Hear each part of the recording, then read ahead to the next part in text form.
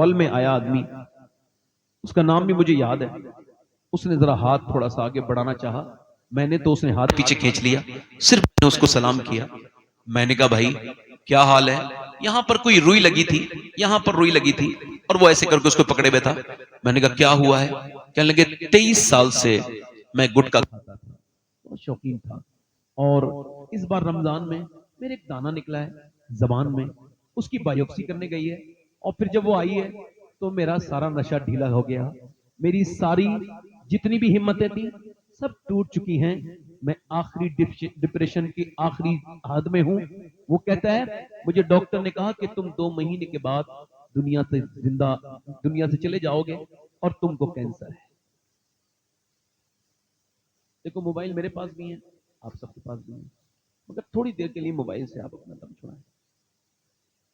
میں نے اس کو جب دیکھا تو وہ کہنے لگا سید صاحب میں نے آپ کی کئی تقریریں سنی ہیں, آپ کی تقریر سنتا ہوں, آپ سے یہ کہنا چاہ رہا ہوں کہ جب تک مجھے یہ خبر نہیں تھی نا, جیسے یہ خبر آئی ہے اب جیگوار اور مرسڈیز دیکھنے کو دل نہیں کرتا. کہتا میرے کسی کام کا نہیں, وہ امیروں کے بڑے بڑے گھر دیکھ کر کے للچانے والے لوگوں, نہ میرے بھائیوں ایسا نہ کیا کرو. اپنے نبی کی حدیث سنو, میرے آقا کی یہ حدیث آپ کو زندگی کی شروع سے لے کے آخر تک آپ کو ہمت دے گی. یہ حدیث یاد رکھ لینا, اس کو صرف تقریر نہ سمجھنا. جب دیکھو تو اللہ کے رسول فرماتے ہیں جس کے پاس ایک وقت کا کھانا موجود ہے, جلدی بولو کتنے وقت کا؟ صرف ایک وقت کا, اور فرماتے ہیں جس کو اللہ نے صحت بھی عطا کی ہے وہ مالدار ہے, اس کو شکر ادا کرنا چاہیے. وہ کہنے لگا سید صاحب میں نے پہلے بھی نمازیں پڑھی تھیں مگر اب اپنے بچوں کو دیکھتا ہوں تو بچے جیتے جی یتیم نظر آتے ہیں, اور اپنی بیوی دیکھتا ہوں وہ مجھے بیوہ نظر آتی ہے. اللہ اکبر. کہتا ہے نمازیں تو پہلے بھی پڑھی تھی مگر پہلے کی نمازیں میری اس نماز کا مقابلہ نہیں کر سکتی ہیں. کہتے ہیں میں جب سجدے میں جاتا ہوں تو خوب روتا ہوں, اور کیا سوچتا ہوں معلوم ہے؟ میں کہتا ہوں مالک 2 مہینے کے بعد اوپر سے تختے رکھ کے اوپر سے مٹی ڈال کے سب واپس ہو جائیں گے, مالک مجھے معاف کر دینا. جب تو نے اپنے اس بدکار گنہگار انسان پہ اتنا کرم کیا ہے کہ میں اٹیک سے نہیں مرا اور میں ایکسیڈنٹ سے بھی نہیں مرا, مجھے تو نے ایسا کرم کیا ہے کہ 2 مہینے پہلے تو نے بتا دیا ہے, تو میرے مالک اب مجھے معاف بھی کر دے. کہتے ہیں جو کینسر والی نمازیں ہیں وہ بڑے دل لگتا ہے ان نمازوں میں. میرے بھائیوں کبھی آپ نے اس کو سوچا ہے؟ آپ نے اور میں نے دنیا کی ساری لوگوں کو دیکھا, فلاں کے پاس بڑی دولت ہے, فلاں کے پاس یہ ہے, فلاں کے بعد آپ کو بتاؤں سکندر کتنا بڑا انسان ہے, پوری دنیا کو فتح کرنے والا انسان ہے 30 سال کی عمر میں. گولڈن مین, پوری دنیا میں لوگ کہتے ہیں بڑا لکی انسان ہے. کون؟ سکندر. مگر کہا تھا کافی مراد آبادی نے, کفایت اللہ کافی نے, کوئی گل باقی رہے گا نہ چمن رہ جائے گا پر رسول اللہ کا دین حسن رہ جائے گا. اور سنو میرے بھائیوں میرے دوستوں, یہ کون ہے؟ میری طرف توجہ کرو, یہ سکندر ہے, اس نے پوری دنیا کو فتح کیا ہے 30 سال کی عمر. لوگ کہتے ہیں لکی انسان ہے. کون ہے بولو, ادھر دیکھو میری طرف توجہ کریں, بیٹھ جائیں آرام سے. لکی انسان ہے 30 سال کی عمر میں, کسی نے اس کے ایک تیر مار دیا. اب دیکھو اس کا گھمنڈ, تیر جب مارا نا اس نے اپنے فوجیوں سے کہا پوری دنیا کے فاتح کے کس نے تیر مارا, جاؤ جتنی بھی چمکتی ہوئی آنکھیں ہیں سب کو قتل کر دو. جتنے اس علاقے کے لوگ تھے سب کو قتل کر دیا گیا. یہ اس وقت جہاں ملتان ہے, ایک بھی انسان نہیں چھوڑا, نہ عورت نہ مرد. اس نے کہا کیا ہوا؟ کہا حضور سب مار دیے, کوئی نہیں بچا. کہا بلی کی بھی تو آنکھیں چمکتی ہیں, کتے کی بھی تو چمکتی ہیں, ایسا کرو بلیوں کو بھی مار دو, کتوں کو بھی مار دو. ایک ذرا سا تیر لگا, اتنا گھمنڈی. مگر جب اس کی موت آئی نا, یہ نمونیا جس کو آپ کہتے ہیں نا, یہ نمونیا 2 گولیوں میں ٹھیک ہو جائے گا, 3 گولیوں میں ٹھیک ہو جائے گا. نہیں, اس نے پیر رگڑنے شروع کر دیے. پوری دنیا کو فتح کرنے والا فاتح, پوری دنیا پہ راج کرنے والا, 30 سال کی عمر میں ایک دنیا کے حصے سے دوسرے حصے تک اور تیسرے سے چوتھے حصے تک پوری دنیا کو اپنی حکومت میں شامل کرنے والا ایک ہی دعا کر رہا ہے، کاش میں اپنے ملک میں مر جاتا. یہ نہیں کہہ رہا میں مر جاؤں، کاش میں اپنے ملک میں مر جاتا، مگر ایڑیاں رگڑ رگڑ کے نہ جانے کتنی خراب موت مرا. سنو، 10,000 لوگ مسلمان کھڑے ہیں، اور وہ چنگیز خان جس کے نام کے ساتھ دہشت آج بھی چلتی ہے. چنگیز جس نے کھوپڑیوں کا محل بنایا تھا، کائے کا محل بنایا تھا؟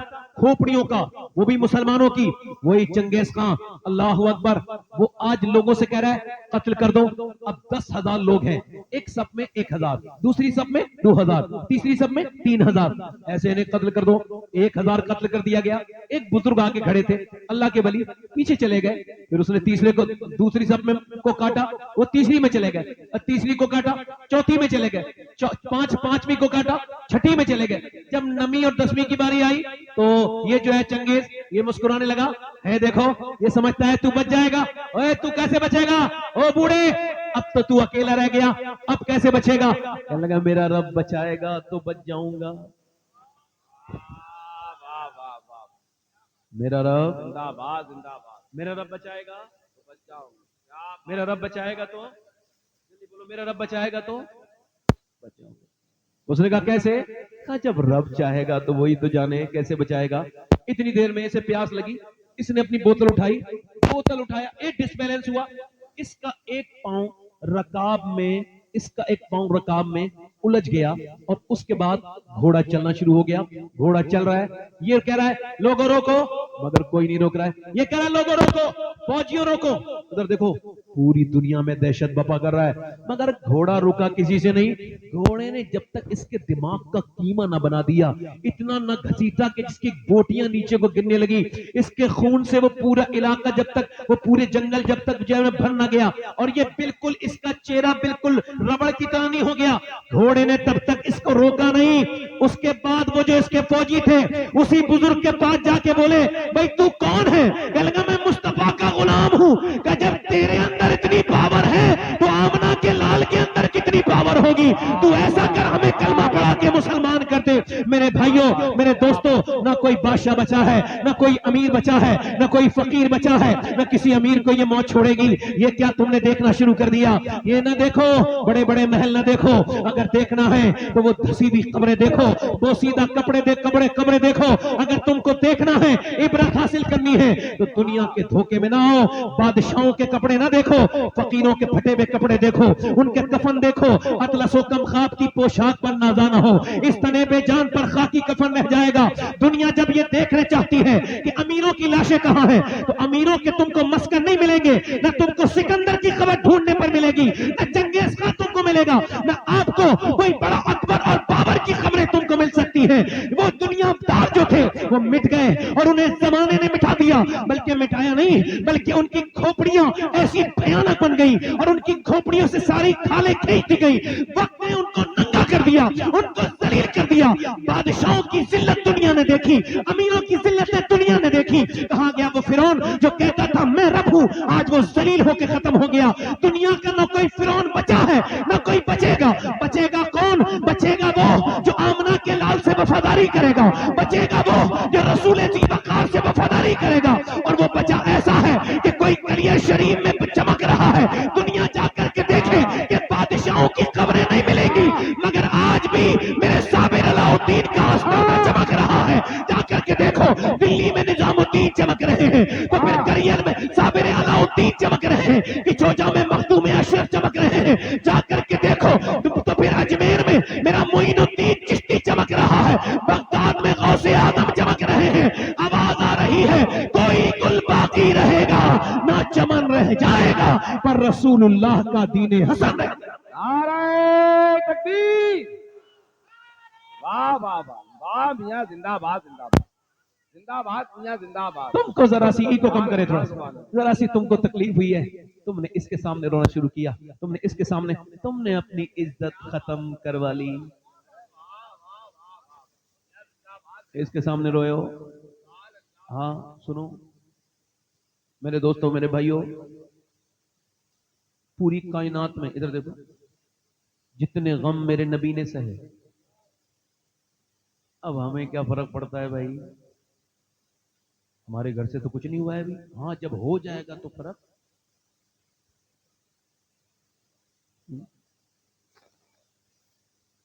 اب دیکھیں کہ مسلمانوں نے ساری باتیں حکومت پہ رکھ دی. ابھی کوئی پابندی لگی ہے مسجد میں نماز پڑھنے میں؟ بتائیں. اچھا یہ کون سی سرکار نے لکھ کے دیا ہے کہ جب تم شادی کرو تو تمہاری عورتیں بے پردہ بالکل فاحشاؤں کی طرح میک اپ کر کے باہر جائیں، بغیر میک اپ کے شادی نہیں ہونے دیں گے؟ یہ کون سی سرکار نے کہا ہے؟ بتاؤ نا بھائی.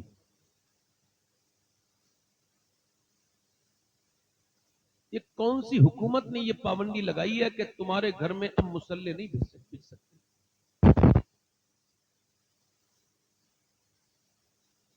کون سی حکومت یہ کہہ رہی ہے کہ تم نے قرآن نہیں پڑھنا ہے؟ کون سی حکومت ہے ایسی؟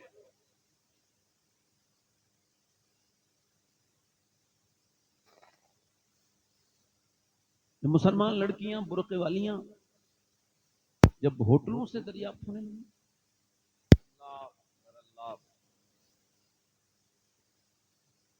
جب اسلام کی شہزادیاں اویو ہوٹل سے دریافت ہونے لگے تو پھر بھی مسلمان چین کی نیند سوتا ہے.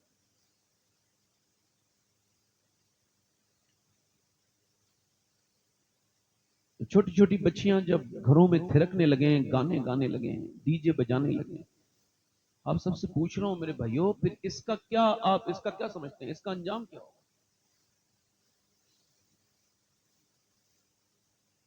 12 سال پہلے میں نے ایک صاحب سے کہا تھا آپ کی بہن جو ہے نا، یہ جو شادی میں آئی ہے، یہ جینس پہن رہی ہے، اس کی عمر 12-13 سال ہے، اس کو سمجھائیں.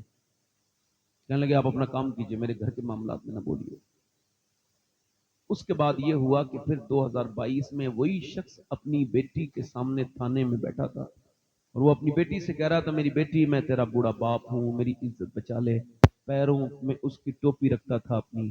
وہ کہتی تھی جب سمجھانے کا وقت تھا تم نے نہیں سمجھایا، اب میں بہت آگے جا چکی ہوں.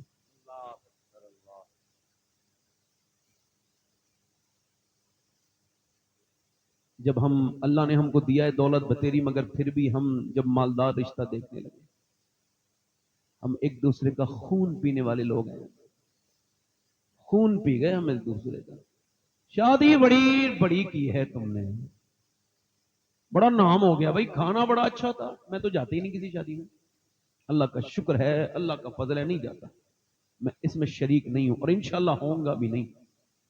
کچھ باتیں ایسی ہیں جو میں آج ممبر پہ آپ کو بتا رہا ہوں جو میرے دل کو بہت تکلیف دیتی ہے.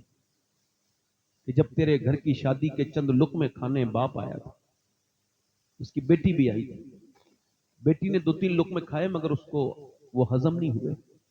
وہ رات بھر یہی سوچ کے سو نہ پائی کہ میرا باپ تو مزدور ہے، اتنا پیسہ کہاں سے لائے.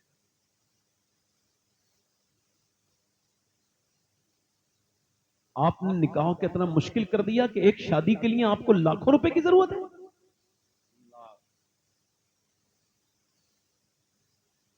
سیدھی سادی شادی کرنے میں آپ کی انسلٹ ہوتی ہے. لوگ کیا کہیں گے؟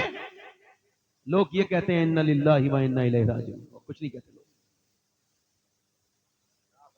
ساحل کے تماشائی ہے ڈوبنے والے پر، افسوس تو کرتے ہیں مگر امداد نہیں کرتے. حاجی حج کر کے آیا ہے مگر بات کیا کر رہا ہے؟ او میرے بیٹے کے لیے کوئی اچھا جہیز دیکھو. اور 1,500 آدمی آئیں گے، بس اس کا خدمت کر دینا ان کی. یعنی یہ اتنا بڑا بھوکا ہے اور یہ بے وقوف ہے، بلکہ کہو بھیک منگا ہے یہ، کہ دوستی یاری تو اس نے ہے، رشتہ داری بھی ہے، وہ اپنے گھر نہیں کھلا سکتا بیچارہ، تو دوسروں کے کاندھے پہ رکھ کے یہ بندوق چھوڑنا چاہتا ہے. یہ بدتمیز آدمی ہے، اس کا دماغ خراب ہے.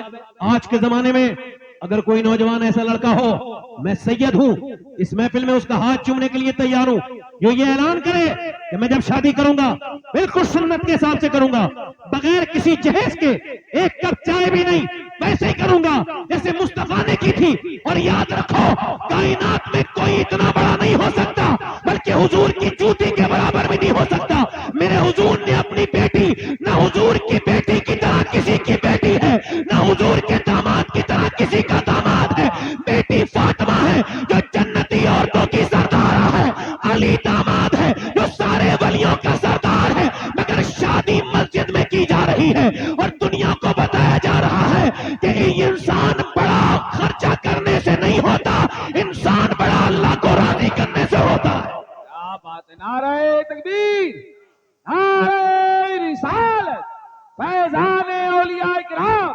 حضرت علامہ سید شباہت میاں صاحب قبلہ، سبحان اللہ سبحان اللہ سبحان اللہ سبحان اللہ۔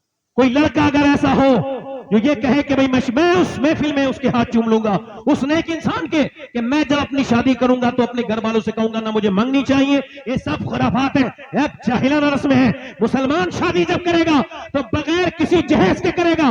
جب اس سے کوئی پوچھے کیوں، کہ اس وجہ سے مجھے بریلی کے امام کا یہ شعر سمجھ آ گیا ہے۔ کہ کون سا شعر؟ کہ کون دیتا ہے دینے کو منہ چاہیے، دینے والا ہے سچا ہمارا نبی۔ پیچھے والے ذرا زور سے بولو، دینے والا ہے سچا، جلدی بولو، دینے والا ہے سچا۔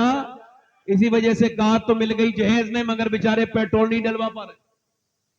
اور مدینے والے جب عطا کرتے ہیں تو کار بھی دیتے ہیں اور پیٹرول، بیچارے بیچ لیتے ہیں یا پھر کہیں بھس کے کوٹے کے برابر میں کھڑی رہتی ہے۔